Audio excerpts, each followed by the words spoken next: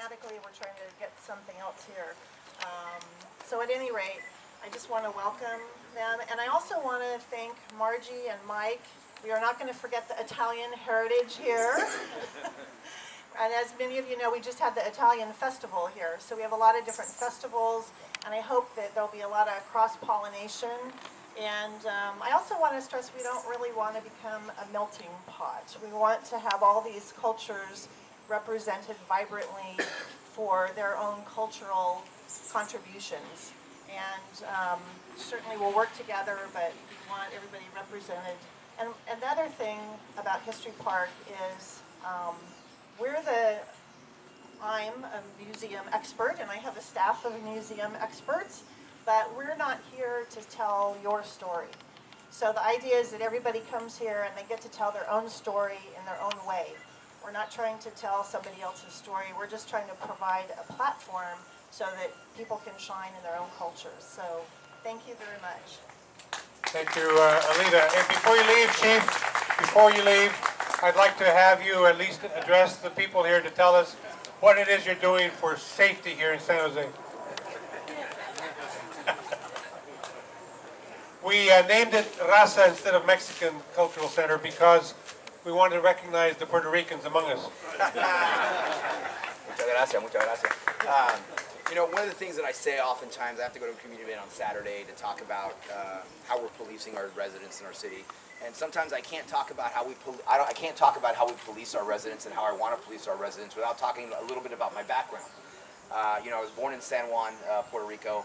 I came over to San Jose as a young kid. I learned how to speak English in San Jose. I lived with in a small house with several families when we first started out here.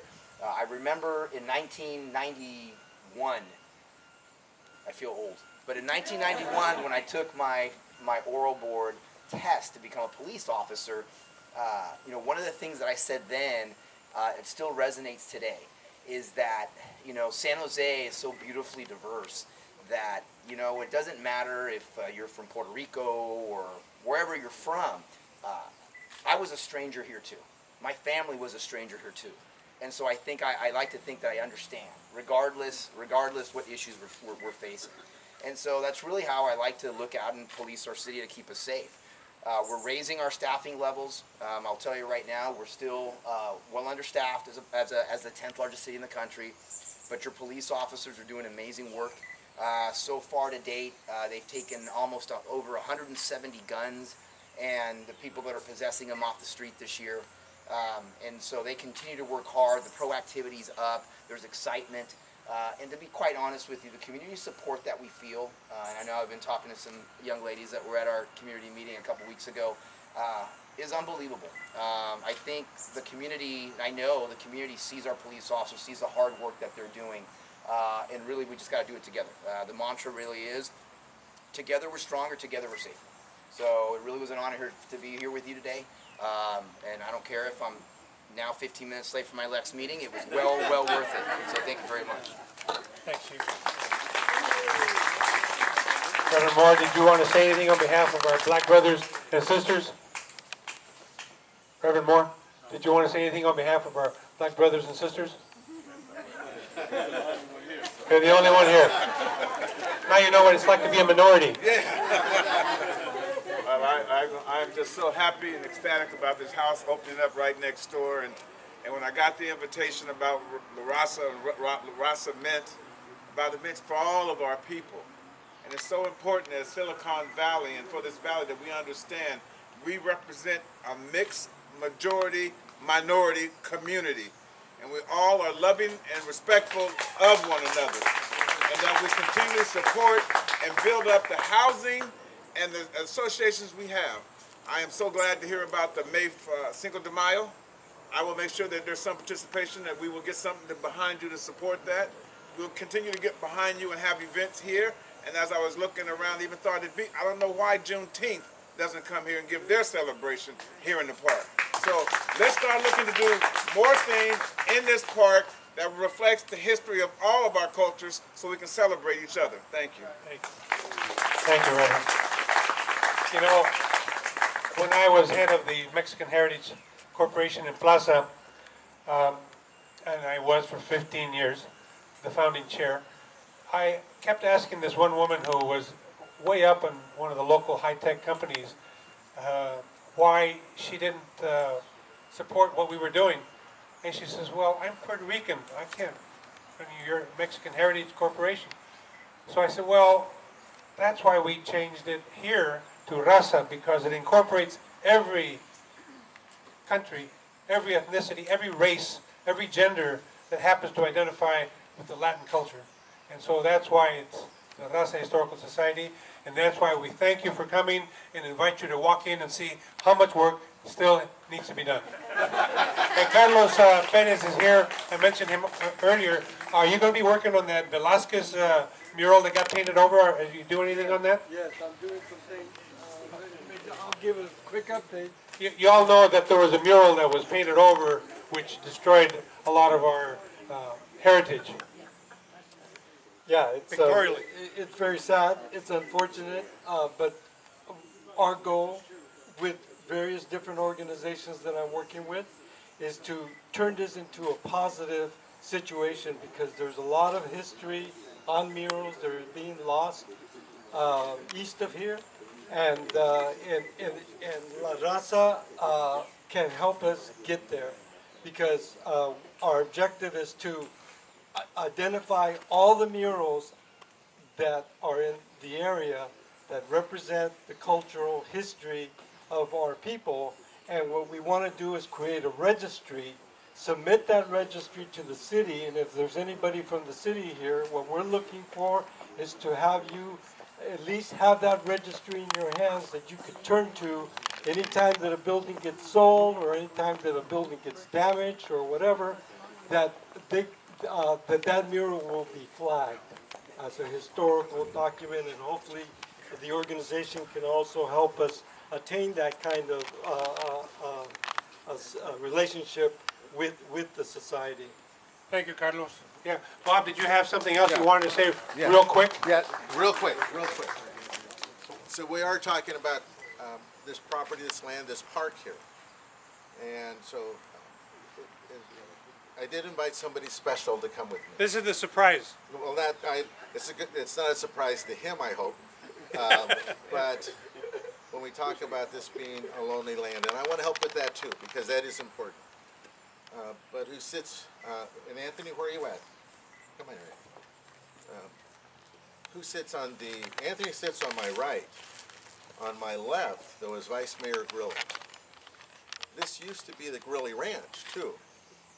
And who we have in the audience is Dennis Grilly. So if he could come up here, because he told me there is a plaque, and you didn't tell me exactly where, you just pointed out that. About right there. So if Down you in could, lower. because that's how I first found out about some more history about History Park. So if you could just say a little bit about where that plaque is and the fact that you lived here, too. Well, yeah, the plaque is in the lower valley area between here and the creek, and it is about straight out that direction. The plaque is in front of a large elm tree, and the family houses were around the elm tree. Bob asked me to come and give a brief history of the ranch and how it came to be the Grilly Ranch. He thought that was really interesting, so blame him. The ranch originally was purchased by Caesar Grilly, who was born in Italy just south of Milan near Parma. Caesar had 4 children in Italy, and his first wife died, and he remarried. Both of his wives are named Luisa. However, he came to the United States originally in 1888. He went back to Italy briefly, and then with his second wife and her brother emigrated to America through Ellis Island, and they lived briefly in New York. My grandfather, Peter, was born in New York, They shortly thereafter moved to San Francisco and were in San Francisco during the 1906 earthquake. He eventually, over the years, he had a total of 12 children, 4 in Italy, 8 here in the United States. They moved from San Francisco after the earthquake to San Jose. He built a house on South 6th Street, and then he and his son, Joe, bought the 34 acres that goes from Center to the creek, I think it's Coyote Creek, and from Phelan over to Alma. They planted in the lower area a walnut orchard, cherry orchard, and a vineyard that Joe and his son Guido worked until the land was sold to the city of San Jose. The land included what is now the Japanese tea gardens, and this area here, the Historical Society. As a child, all 4 of us, me and my 3 siblings, spent a lot of time on the ranch because my mother worked the ranch with Guido. We spent many family celebrations here on the ranch, particularly the 4th of July, because the San Jose fireworks was right across the road, and we would come up onto the upper area here and watch the fireworks.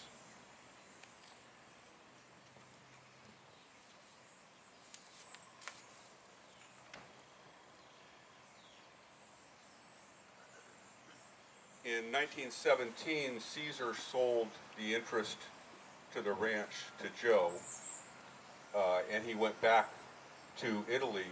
He was getting older, his health was failing, and he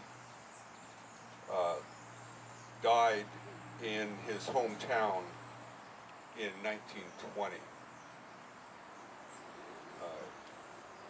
Some of the stories that we have in the family with regard to the property involve us as kids, because we were brought here from infancy to teenagers to work the ranch.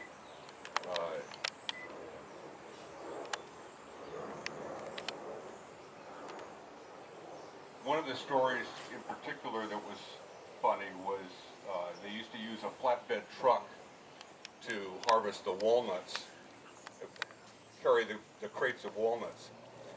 They had a vineyard, and Joe had a basement full of wine.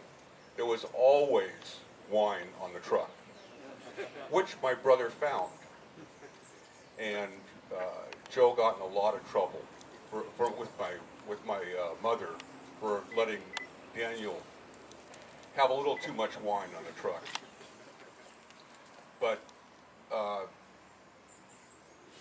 one of the interesting stories was one of the sons that was born in Italy, Chester, had a club foot.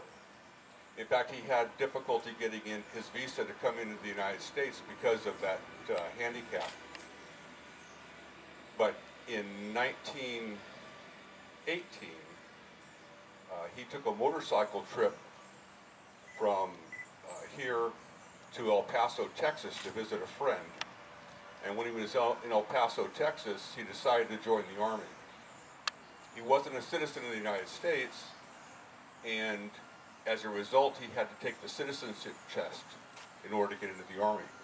The citizenship test consisted of one question: who's the President of the United States? Having the correct answer of Teddy Roosevelt, he was immediately brought into the service. And because of his disability, he was a mechanic on airplanes during that war. But yes. If you want to hear any more, you're going to have to come up and talk to him, because the stories about this ranch really are fascinating. we are, I